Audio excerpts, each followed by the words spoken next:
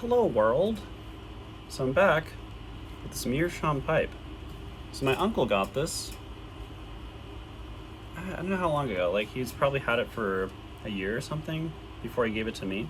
And I've had it for almost a year. So I originally just thought, it's an old Meerschaum pipe. The original stem was just broken, completely kind of useless to me. And it just reeked of, I don't know, just kind of like a perfumey kind of scent. And I think it's probably Prince Albert that I think when it just ages, it feels very perfumey and kind of gross. Kind of smells like an antique shop to me. Something kind of gross about it. Didn't really like it. And I never really thought that I could replace it. I always thought, oh, Meerschaum is that really brittle material. I never was really into Meerschaum. So after working on my briar pipes for a while, just learning how to do pretty simple stuff at first, like how do you get the tenon to expand a little bit, so heating it, things like that. And interestingly enough, about like a couple weeks ago, I bought an actual heat gun, so a real heat gun. Before using the heat gun, I was literally taking a tiny torch lighter and going like this, and trying not to burn the stem, to heat the stem, to bend it and form it. And that's, to be honest, it's a horrible process. I think it's almost risky, and it's really hard to do. But with a heat gun, you're not going to burn it usually, as long as you're a couple inches away. And you'll probably be doing this, moving it back and forth, etc. But interestingly enough, we got the heat gun. That's kind of my new thing that I've been working on, or I don't know, just new kind of addition to my little pipe restoration tools. And on top of that, this new stem replacement came in. I just realized at some point, there's got to be some kind of stem replacement for a Meerschaum too. Wasn't really interested in smoking Meerschaum pipes at all. And this is my first actual Meerschaum pipe that I've ever really smoked. And this is my second bowl in it after work, because I'm back from my delivery day job when I'm not being a landlord, etc. So, I don't know, I just find it a strange experience.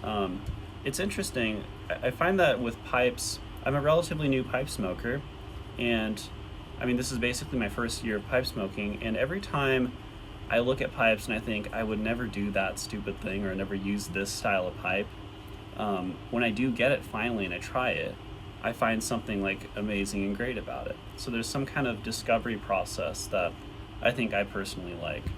There's obviously the codger pipe smoker, right, they'll smoke one kind of pipe and one kind of pipe tobacco their whole life. And that's kind of nice in itself. That's very simplistic, and it's a person who's just, they have other focuses in their life, or they just don't want to be spending a bunch of mental energy or something when they're trying to relax with their pipe. But I find that there's the exploration aspect is really neat. And in this case, it's kind of my new exploration. So it's just a Turkish guy. This is interesting, but this originally came much more colored. Lots of black charring on the top, basically a cake buildup on the top, quite a bit of cake. And what I did was I originally just took an abrasive, an actual sponge, like an abrasive sponge that you see in a lot of industrial kitchens, like the kitchen for my day job. And I used that to just abrade off a lot of that. And as I was doing that, I noticed that my sweaty hands were sticking to this material in a kind of scary way, and I didn't know what was going on. It was like getting suctioned onto there. Very strange. Later on, I learned that that's the test that you do to find out if something is genuine block Meerschaum. Block Meerschaum is the actual Meerschaum rock that's, you'll find it as an actual stone in large crevices or whatever in, forgot the exact place in Turkey where it's found.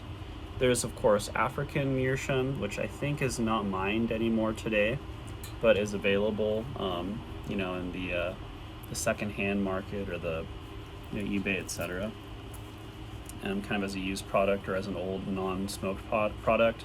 And then there's, of course, the not block Meerschaum, but like a pressed Meerschaum, where you just have little bits of Meerschaum, either that's mined or that's on the floors of places where they carve Meerschaum and they put it all together. So I was able to tell that this actually isn't block Meerschaum, or that is actual block Meerschaum, by just the sweat of my fingers sticking to it. And later, when I tried washing it, which I just tried putting water on it, I heard this strange sound, and this is me just trying stuff out. It's kind of stupid, just pouring water on it. And I heard this really strange sound, and I put my ear up to it like this, and I hear it kind of bubbling. So I hear an actual bubbling of the material. It's very strange. It's almost like I can tell it almost sounded like something was disintegrating. So probably certain components, maybe even inside the draft hole, were disintegrating a little bit from the hot water that I was washing it off with. So I haven't put any wax on it. Of course, a lot of Meerschaum carvers, after they carve it, they'll dip it in a beeswax or beeswax with carnauba. And, there's different paraffin, etc. mixtures of waxes that people use. And then they, of course, take off the excess wax after having dipped it many times, etc. And it's supposed to help with coloring and patina, etc. I think for now, I'll just smoke it as it is. But at some point, I think I'll try that process for fun, for learning, etc. And it's very strange. I feel like I'd want to tell somebody who has a lot of briar pipes and has never smoked a Meerschaum, like, why not? These things are just lying around everywhere, or maybe not lying around everywhere, but it seems that if I go on eBay today, I can find one for maybe like $35, just maybe one component of the Meerschaum pipe. Probably the pipe stem is broken. They're almost always broken, it seems. And it seems like it's pretty simple, doable to replace the stems. With this stem, I got incredibly lucky, and the threads actually matched the original threads on the Meerschaum. The issue here, though, is that only a couple threads, I believe, or a couple, strands of threads are actually catching toward the very bottom of the, I guess what you might call the thread mortise. I don't know exactly what you call that, but the actual Meerschaum that's threaded.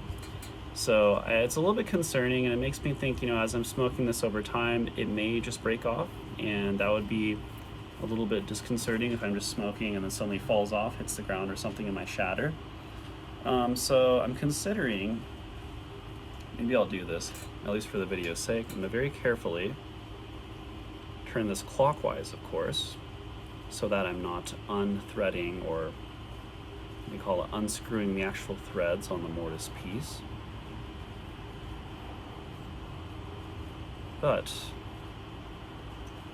this is what these replacement stems for Meerschaums look like. And there's this piece. I believe these are probably some kind of Delrin, or some kind of relatively strong plastic that also is self-lubricating. And then this is kind of a almost clear-ish white plastic. And this is what screwed it into the threads. I didn't have to do anything. I was expecting to have to Dremel out a little bit and then use a kind of super glue, or maybe an actual JB weld, and then weld it into place.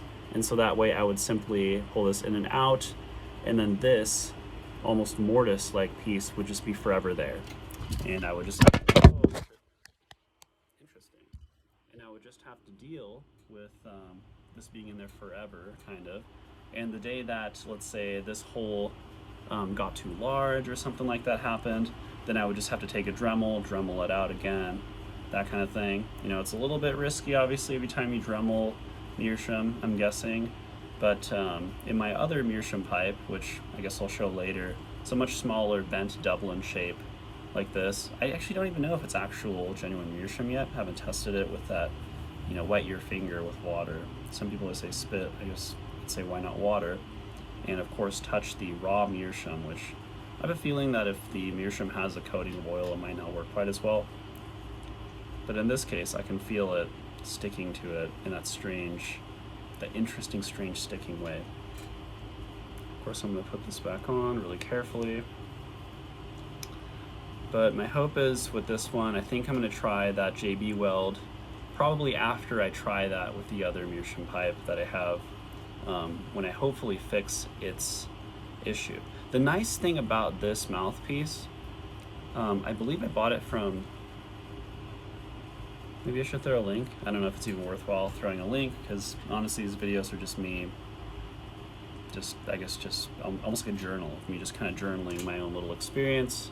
I don't think I'm experienced enough to really be a help for people, because all this information that I give, I'm basically pulling from pipe forums. So I literally Google pipe forum, Meerschaum replacement stem fix, that kind of a thing, and I search, try to find info. And it looks like there are a lot of people who I've noticed they do just kind of Dremel out these the mortise area threading. They just Dremel it out, and I think they glue it together. Some people use a super glue. Some people, I think they're using super glue, and they use maybe like Meerschaum, little bits of Meerschaum that they had from the Dremeling that they've saved, and they use the Meerschaum to kind of bond together with this new Delrin or whatever plastic fitting. It's interesting that this mouthpiece actually does come with multiple threaded little things, those little plastic things that you stick into the mortise area. And I think it's really neat. It's really nice that they come with extras. I believe the other end, oh yeah, it's true, yeah, so this piece, the acrylic piece, the stem piece actually has its own additional threaded part. And it's interesting, like I thought, you know, this is my own personal experience at my local brick and mortar shop. They had an actual like Meerschaum, an older Meerschaum pipe there, just in their estate pipes. They just have this like drawer full of estate pipes, and you know, they kind of go and people buy them, and they cycle through. They have like a person they work with who is kind of the supplier for these estate pipes, and then every once in a while you'll see a Meerschaum pipe there, and they almost always have kind of issues with that little mortise and tenon-esque like fitting. And it seems that a lot of times the mouthpiece just has it's just an acrylic mouthpiece, you know, stem with what appears to be almost like its own mortise, and then you kind of stick it into this like little reed. I don't know how to explain it. It's almost like a reed got glued into here, and the reed is this really small, you know, probably 3mm diameter on the inside little tube. Stick it on there, and those almost always come off. So it seems that having this kind of acrylic mouthpiece, where you have the acrylic mouthpiece, you have the actual Meerschaum block, and then you have two separate fittings that are threaded. It's almost like you're trying to make it so the one place that anything would fail, you'd be able to replace them rather than replace the stem itself. I don't know. So I guess I'll probably make another video, obviously, of the other pipe, where I think what I might be able to do, is my current plan, is I just need to simply drill the hole larger that's on the stem, because the stem it looks kind of like a normal pipe stem that you'll see like in a briar pipe with that 3mm hole.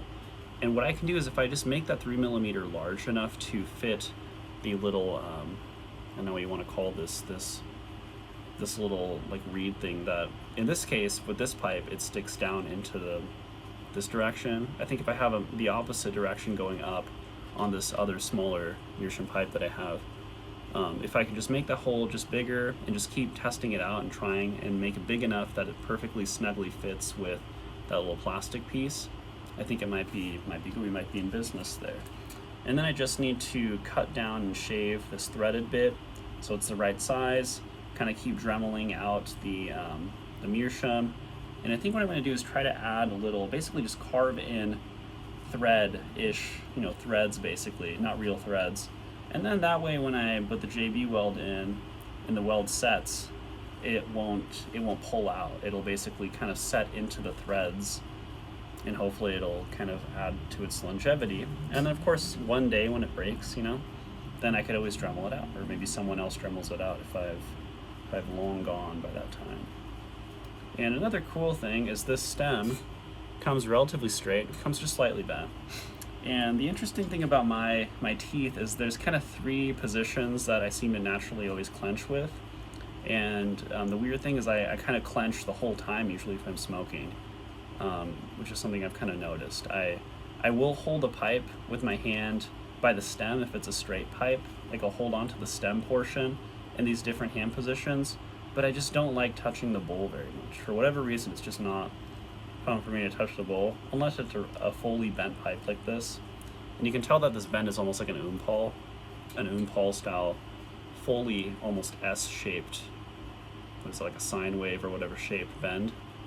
I find that shape is the most comfortable. Anything that's less than that, it's so in between the comfort of an Oompal, like full bend, and the comfort of a straight pipe, which has its own comfort in the way I clench it, that it's just not giving it for me. I don't really like it, and I really try hard to like them, because I don't know, I have them in my collection, but of course once I got the heat gun, immediately this morning, I bent the stem. Heat gun just worked amazingly, so perfect. All you do is just, you blow the heat gun on it, and of course I'm testing it with the back of my hand. It gets really hot really quick, so I should probably take a little more time to make sure to do it slowly. This whole time I have a pipe cleaner inserted, which is really important to make sure you don't collapse the airway, the air passage inside. And then when I bent it, it just bent so easily, bam, bent, and I was able to get this almost fully 90-degree angle, which is perfectly what I'm looking for. And I want to have a flat bite zone. So a bite zone that's also flat in this direction. Perfect, it was amazing. You know, quench it in cold water immediately afterward. And it's just perfect. Put it in my mouth, test it out, and as you can see, it's fully, the weight is almost underneath my mouth, which is kind of what I prefer. And as you can see, even if I tilt my head in the roll axis, I'm just using the axes that people use with, you know, flight mechanics or whatever with airplanes. If I use the roll like this, the pipe doesn't roll around, which is very important for me. I like to be able to fully move around with my head, you know, if I have a pipe clenched in my mouth, especially if I'm walking. There's nothing more annoying than going like this and the pipe rolls around my mouth and I feel like I'm gonna drop it. So it's really neat. I'm able to get that full.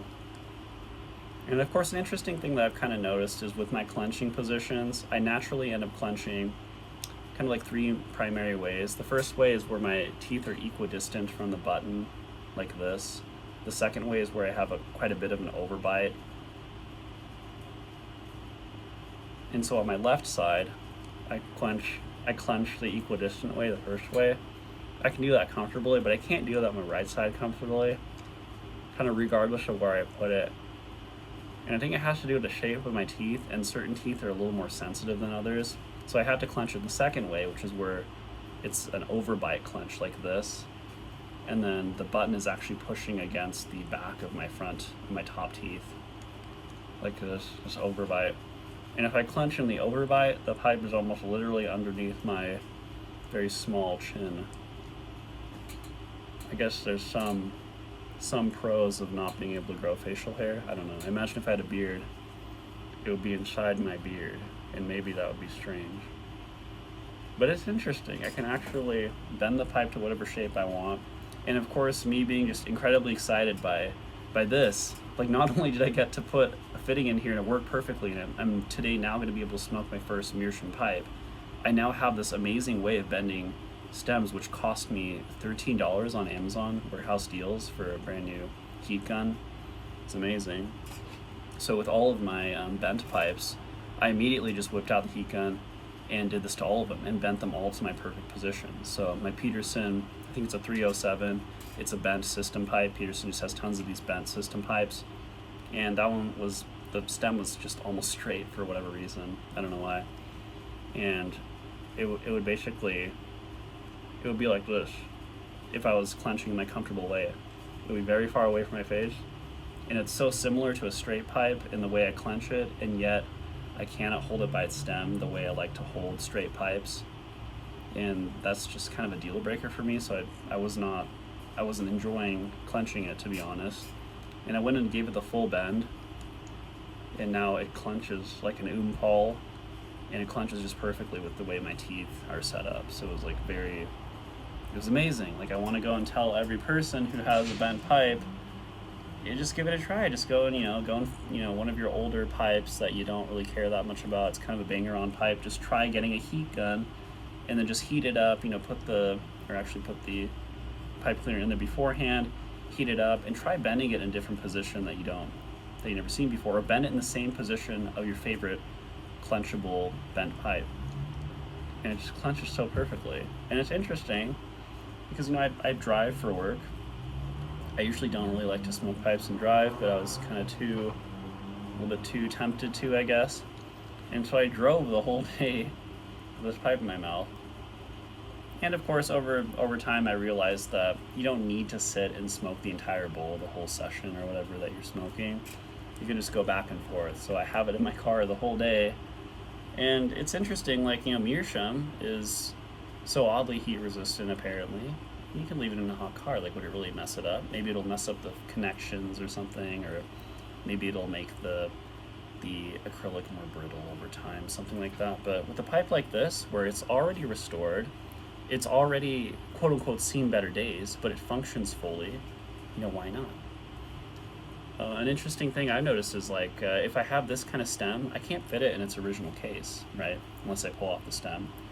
So, you know, I just was looking for a hard case, and I just went to, like, I love, like a lot of people, I love Harbor Freight, like every redneck, just love Harbor Freight. And Harbor Freight has these little tiny hard plastic containers. They're like a very hard, like an HDP, very tough plastic container where you snap them shut and you open them and they have foam inside. You pull out the little bits of foam, the foam inserts or whatever you want to call those. And so I just used that as my Meerschaum case right now. I kind of had that set up beforehand. Someday I knew I'd want to do it. $12 for an amazing little case like that. It's hard, almost indestructible.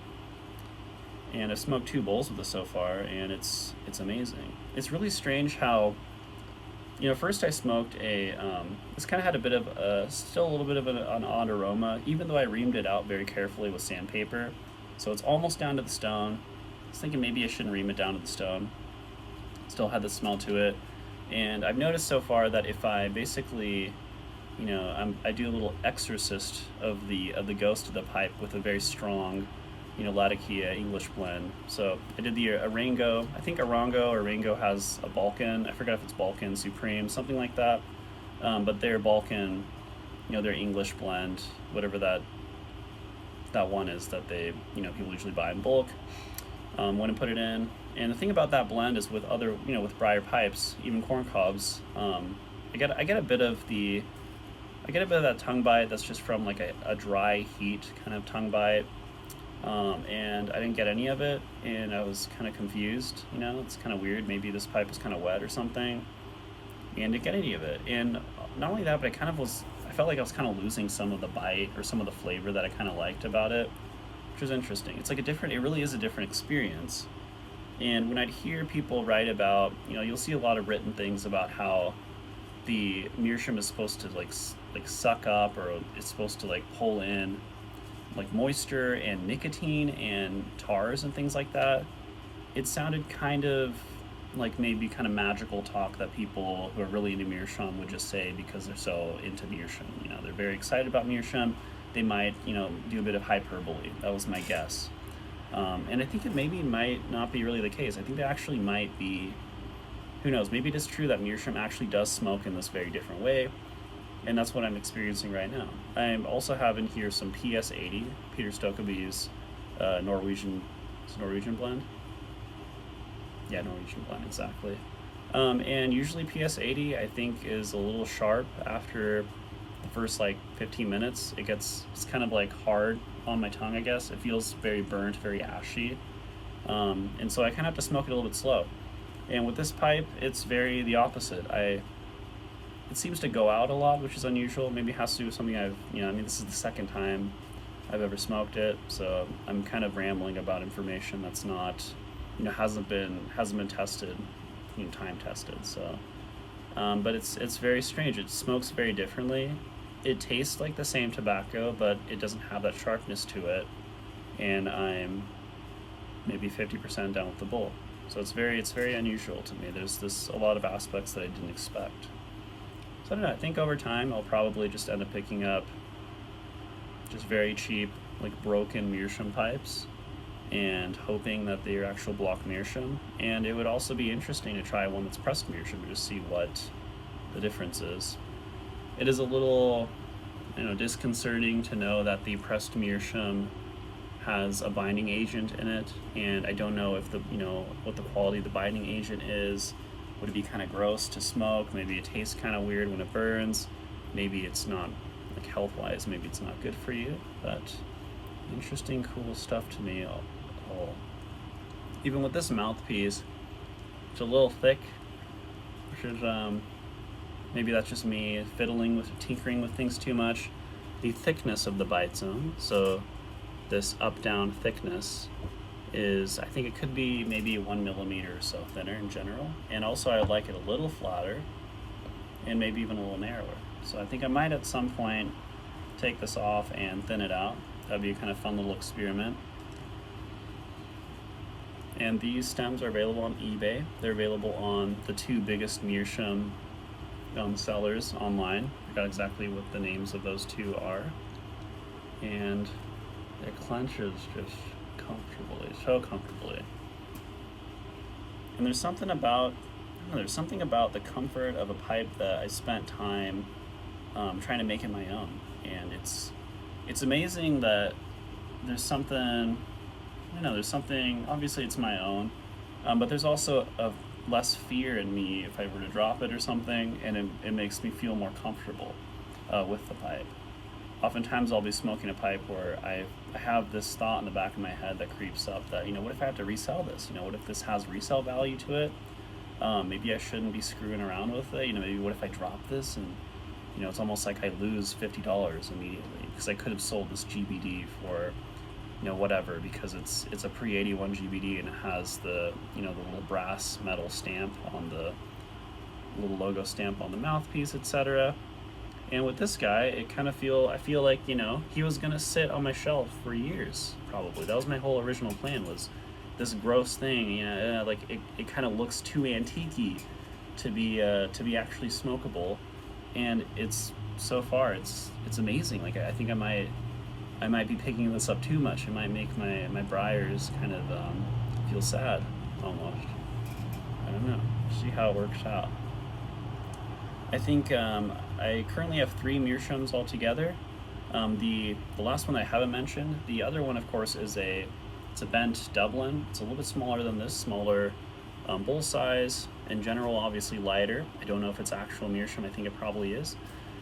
And the last one is another figural carved one where it's like a lady's head, some like Elizabethan era lady's head. And that one's pretty dinged up. She has like parts missing from her like kind of like chest piece. It's broken. And I think that'd be neat too. It actually has a metal, what appears to be nickel or some kind of metal, and it might be an after, what do you call it? It might be a repair, but a band on it. It's kind of a strange looking band. And I might be able to do something with that. Apparently Vermont Freehand actually sells many different sized nickel and silver and gold plated bands. So it'll be neat to check that out and see if it's worthwhile. They're like $3 a piece, I think, for the nickel. So it'd be cool even with this one to put a nickel band on it. I got the heat gun so I could heat up the nickel band and press it down on it and see if it works out. You'll see that there's a very, very thin space in between the Meerschaum and the mouthpiece. And I find that there's a small space like that, maybe over time as it's flexing, that might put an unnecessary flex or pressure on the Meerschaum. I don't know, stuff to look up and figure out. Maybe Meerschaum too is not a good material to put a bit of pressure on, like an actual ring on. Even though you do see lots of actual spigot style brand new Meerschaums that are sold today, perhaps there is actually a thin layer of glue there. That's actually what's holding the ring on the same way. You do that with a lot of Missouri Meerschaum pipes. And of course that too will protect the metal shank portion, or sorry, the wood shank portion from getting too big or from cracking, etc.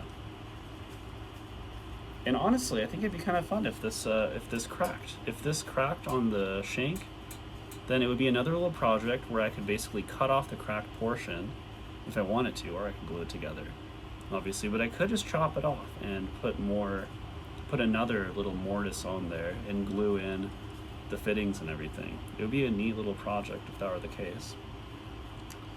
And a final kind of thing I noticed is that with these older Meerschaums that I have, all 3 of them, the drilling looks undesirable, because the drilling, usually want, of course, the hole to be at the very bottom of the bowl, not underneath the bottom of the bowl, not on top with a little cup underneath the drilling area. But what I see is not an actual hole, but almost a hole that opens upward. Kind of hard to explain, but it's almost like when you look down in there, instead of seeing a hole, you see this kind of a line. So kind of a long opening area. And I don't know if that's on purpose. I'm guessing it's not. I'm guessing maybe maybe that little area just breaks off over time, and just kind of becomes open, because, you know, it's probably a somewhat more brittle material than briar, of course. I'm tired. Alright, well, I'm gonna continue to smoke this, and I guess just think about different ways that I can fix up those other pipes. I have another mouthpiece on its way, and another idea that I have is to use a Missouri Meerschaum, very long churchwarden stem, and simply drill and kind of edit and change that Missouri Meerschaum acrylic stem to be able to take one of these the little fitting that you just saw here, the very tiny slender tube fitting. It's almost like a mortise and tenon within a mortise and tenon. So that way I can have that tiny little tenon looking thing fit inside of there. And that might be a way that I could use that figural little like lady head meerschaum that I have, my third meerschaum pipe, as a churchwarden. So that way it'd just be really long. It's like a demi-warden, it's not a full churchwarden length. It's probably like, I think, maybe 5 or 6 inches worth of a stem. But it'd be neat, and I'd be able then, once again, to properly bend the stem. And it makes me wonder, you know, maybe I could have a stem where it bends like an pole, really low in a way, so that way I could still clench it even though it's so long. It'd be an interesting thing to do, especially with the lightness of these meerschaums, which is just, it's incredibly strange. You know, I've never had such little discomfort at all clenching. It feels like it's not even there. It feels like it's just part of my body. It's like an interesting thing. I could be driving anything, moving my head around really violently, and yet it's so light. It's like, it kind of makes me think of, like, if you have a bug, if you find like a beetle or something and you throw the beetle, you're probably not going to damage the beetle that much, even if the beetle's heavier than like an ant. Like, you throw an ant, the ant won't get damaged. And I kind of find that maybe that's the case with these pipes. They're so light that even if you were to drop them, my guess is maybe just a piece would shatter off. Like a little piece would shatter. That's probably what happened to that little figural head lady, is that maybe the part of her just shattered off, and it was okay. So maybe in a weird, strange way, these weirdly carved faces, in a sense it's weird and creepy and antique-y, but in a sense it probably actually there's probably good reason in doing this, because if his beard gets shattered off, it still looks like some kind of carved thing. But if it's like an actual Dublin or a more like perfect, in a fundamental way, shape, like a billiard or a bulldog, if you drop one of those guys, I think the energy would just go to busting the whole thing, rather than the energy being concentrated, the kinetic energy or whatever, concentrated in just the beard or just this little tassel on his fez, that kind of a thing.